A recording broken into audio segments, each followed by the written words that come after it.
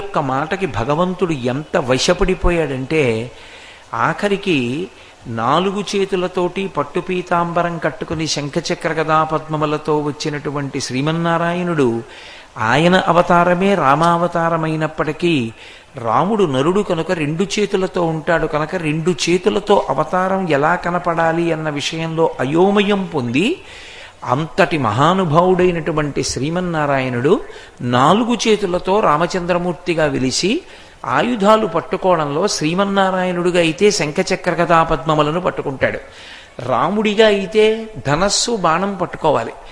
ఈ అయోమయావస్థలో భద్రుడికి దర్శనమిచ్చి భద్రుడి యొక్క కోరిక తీర్చాలన్న తాపత్రయంలో అపసవ్యంగా పట్టుకున్నాడు ఆయుధాన్ని.